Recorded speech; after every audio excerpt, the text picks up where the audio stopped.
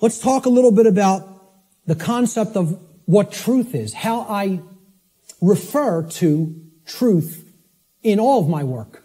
Because people have a real deeply mystified concept of what truth is or what it means. You know, they'll get into all these really deep abstract discussions of the mind of God and, trying to get into quantum theory and everything.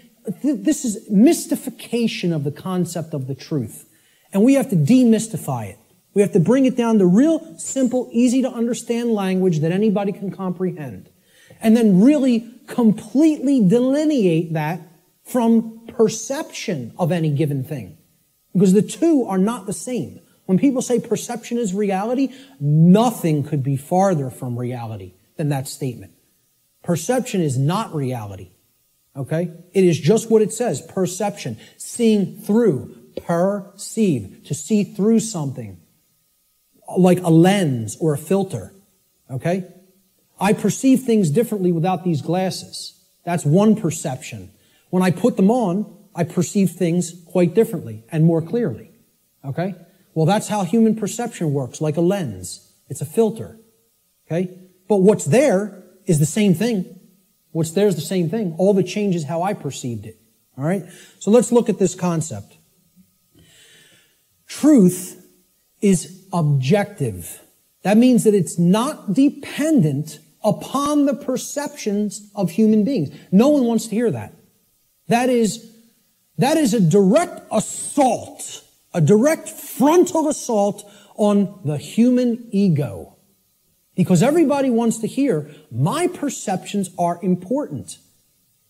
And we want to also believe my perceptions are accurate.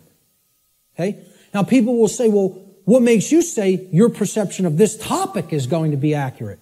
That's because I went through the process of having to admit over and over and over and over and over again, endlessly, how wrong I was about my former perceptions. I went through that destructive process of breaking down my former belief systems, of breaking down my former emotional patterns, of most of all, changing my behavior. That's the thing that's the most destructive because we get attached to our behaviors and patterns. So asking people to change, I recognize it's not easy. It took me probably about 8 years of my life to do it. Most people don't want to spend a minute on creating personal change, let alone 8 years. And, when I look at myself, in all honesty, again, none of this is to sound egoic or to toot my own horn, but I look at it like I was a mild case of ego entrapment, a mild case compared to where I see other people at. I feel like I was the, very brittle stone that just needed to be hit with a chisel a few times and it broke into powder. Other people are hardened granite or diamond. To break them down is going to take enormous effort and work. And most of them don't even want to do it. They're so calcified, they've been so compressed into that hardened state that they don't even want to start. So I realize telling people your perceptions are not what really matters, that truth isn't based upon how you perceive things, that it's independent from your perceptions. Most people don't want to hear that. They don't want to hear that. Human beings' perceptions are capable of wavering. They can waver slightly from the truth, and they can waver wildly from the truth. All right? What truth is that which does not waver. It doesn't move. It's that which is. It doesn't matter what anybody thinks about it. It doesn't matter whether anybody believes it. It doesn't matter whether anybody knows it. It doesn't matter whether anybody sees it. It doesn't matter whether anybody wants to see it. It's there. It's always been there. It's always going to be there. Nothing anybody does can change what has happened. Can anybody change what has already occurred in what we call in the thinking of linear time, the past? Not one person here is capable of doing that. Let me tell you something. Not one being in the entire manifested universe is capable of doing that. Because that which has already occurred is set in the record of the universe. Nothing can change the past. Ever. Great movie on this. Watch the new movie, The Time Machine. Not the original 50s version or 60s version. The new one. I think it came out in late 90s or early 2000s. Okay? This movie got crushed in reviews. Crushed. Whenever reviewers crush a movie and give it the worst ratings, go see that film. Because I guarantee you there's very important allegorical concepts that you need to understand embedded in that film, and that's why the reviewers crush it, because they don't want you getting any ideas, you know? This movie got crushed in the theaters, and I'm telling you, it's one of the best films to understand the concept of the absolute impossibility of changing the past. The past cannot be altered. You know what can be altered?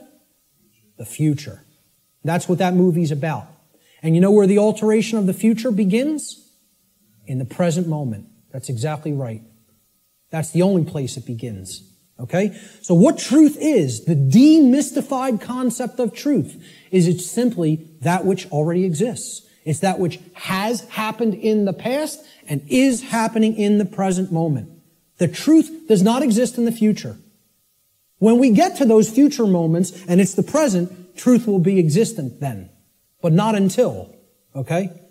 So there is no such thing as truth in the future. Truth is that which has occurred in the past and that which is occurring in the present. It is simply that which is and that which has been. Please recognize when I use the word truth, that is all I'm talking about. I'm not talking about the mind of God. I'm not talking about the entire reason for the existence of the universe. I'm talking about the events that have taken place in the past and are taking place in the present. That's all. And guess what? That's all the truth is. It doesn't need to be any more complicated than that. Okay? You want to make it more complicated than that, call it something other than truth so as not to confuse people to what truth really is. Truth versus human perception. Okay? Now, I want to ask people to imagine, see these white lines? Imagine these white lines that do not waver as truth. And imagine that the perception that is set against the truth, we're going to take three different individuals. This is individual A, this is individual B, this is individual C. Okay? Their ability to perceive what has occurred and what is occurring is what I would refer to as consciousness. Okay? Consciousness is a being's ability to recognize patterns and meaning with respect to those patterns. Meaning you have an accurate understanding of what's taking place within and around you, or you have an inaccurate understanding of what's taking place in and around you. If your consciousness is high, meaning it's at a high frequency, okay, that means you're going to have more of an ability to understand and recognize the patterns. If your consciousnness is low, you're at a low frequency, you're going to see the pattern less. You're not going to accurately perceive. So I liken this to a waveform. In simple, physics, a wave, this is a simple sine wave, okay? It has its crest here and its trough here, okay? And then the pattern repeats, goes up to the crest, down to the trough, and it repeats over again. The distance between the either crests or troughs of the wave is called the wavelength. Okay? The longer the wavelength, the shorter the frequency. What that means is how frequently is it going to be intercepting the line that represents truth?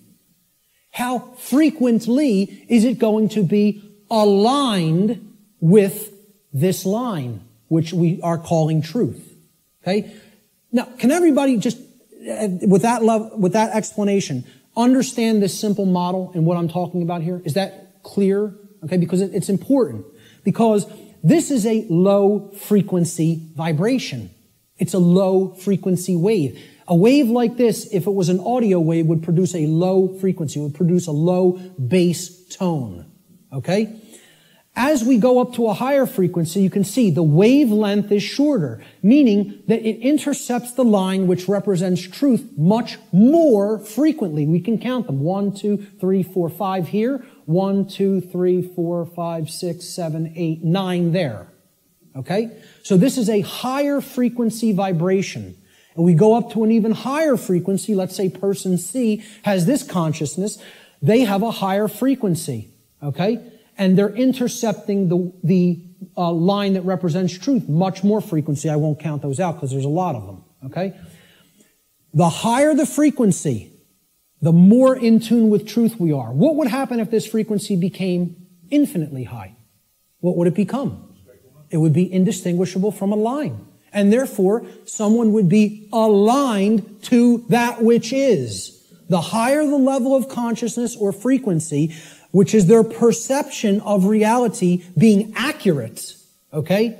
Not wavering as much from the truth, because it's hitting it in more places. We would basically, this wave would turn into a line at some point, the higher the frequency went. Think about this in sound, right? You hear a low bass tone, it's like, then it goes up, and it would go eventually outside the range of human hearing because the frequency went so high. Same concept here. The higher the frequency, the higher the perception of reality, the quality of the perception is going to be. Okay? The concept to keep in mind here is perception is not reality. It's the filter we see reality through. What the human being's work is to do is to align their perception to the reality which exists, which is truth. We need to set aside what we want the truth to be and look at what it is. What it is altogether different than what we want it to be. But until we recognize what it is, we're not even in a position to make an accurate diagnosis of what's going on and therefore create what we want it to be. So I'm going to give the first quote here, comes from a gentleman I personally greatly respect. How many people are familiar with Travis Walton, by a show of hands? Hardly anybody in the room. Wow, 2 people. Amazing. And I know Barb is in the back because we've met him personally. I spoke with this gentleman at a conference last year in 2012. And I just want to say, I just think he's a totally genuine individual. I don't care what anybody thinks of me saying that, okay? I believe him. Do I know factually that what he claims happened to him did? No, I do not. But I believe what he is saying for a reason. When I am around somebody, especially for any length of time, I think my intuition is good that I can get a feel for their heart, okay? And when he's telling you stuff, it's very consistent. And in his book, he asks people, you need to listen to my whole story, suspend your disbelief for a minute, and then do your research and then make a judgment call. Do you want to believe me? Do you think I'm telling you the truth? Do you think I'm lying to you? And then make up your own mind. Okay? And who Travis Walton is, he claims that he was an abductee, that he was taken on board an extraterrestrial craft at a point in his life. He disappeared for days. They were out looking for him, and his best friends were accused of murdering him. And he shows up 5 days later in like deplorable conditions, out on a country road someplace. But anyway, again, I spoke with him back in 2012. I just bumped into him again. We were just at a conference. I'm bringing this up for a reason. We were just at a conference in Philadelphia where he spoke. And this quote, I feel I would start, if I was going to quote somebody, I was going to make this like the first quote in the presentation today. Travis Walton says in his book, which is called Fire in the Sky, he said, I have come to realize that the biggest problem anywhere in the world, the biggest problem anywhere in the world is that people's perceptions of reality are compulsively filtered through the screening mesh of what they want and do not want to be true. Now, when I read that in his book, I got chills up and down my spine.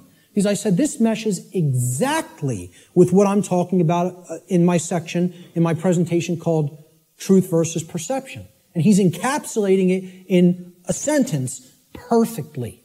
All right? We want things to be true. That doesn't make it so. That's not what makes truth the way that it is. What makes truth is the way that it is what behaviors were taken and what is the actual effect in the manifested world. That's how things are. Okay? It doesn't matter how we want them to be. They may be a completely different way right now than we want them to be. And I would say for the people in this room, they are a completely different way than we want them to be. But most people in the world think they kind of believe that they're the arbiter of truth. And that's a bad place to be in. That's a very, very low level of consciousness. To think that if I don't believe that it's this way, it's not this way. Many people are trapped in that state of mind. Okay? Now, the reason I even bring this up, and included Travis's quote here, is at this conference that we were just at a couple of weeks ago, okay, I didn't speak at it, I tabled at it. A woman came up to my table, and she picked up my New Age Bullshit DVD, which is available here today in the back. And she said, "What's this about?" With a real skeptical look. And I explained, well, it's a 7-hour extended video podcast that has many, many slides, okay? I gave a shortened version of it at the Free Your Mind conference in Philadelphia. And this is the extended version that goes deeply into the deception of the New Age movement and how it is a religion that is designed to suppress the masculine side of the personality, which is the side that actually takes action and creates change. Okay? And that's, of course, pushed by the sacred feminine, which is care and creativity, and compassion, right? Both need to be present. We're going to talk about that here today. But I said this is about the suppression of that masculine energy. And that's what the New Age movement is about. The suppression of the masculine, right? So I said what the New Age religion wants to teach people is just accept everything the way it is, no matter how unjust it is, no matter how deplorable the conditions are, no matter how much evil is taking place in our midst, accept it. That's the New Age religion. And here's what she said. That's exactly how I am. I just accept everything. I don't make any judgments on anything that occurs, no matter what it is, no matter how it's perceived. You want to perceive it as evil? That's your judgment. I said, yes, it is my judgment. You know why? Because it's evil. It really is. There is such a thing. I said, and you're content to let evil run amok and take this whole world because you don't want to act. Because what's really there is cowardice. That's what it really is. Okay? She didn't want to hear that. She said, I prefer not to see it that way. Now, align this with the quote. I prefer not to see it that way. Okay? And I hope by some miracle she happens to see this presentation at some point. Okay? And, you know, in hindsight, I didn't say this to her on the spot, but I thought about it for a little bit the next day. And what I should have really said is, no, you prefer not to see, period. That's the truth. Okay? So I prefer not to see it that way means, no, I want to ignore reality. I want to believe what I want to be true is the way that it already is. And this is what the New Age hoax is peddling to people. Okay? So, great quote that I thought accurately sums it all up.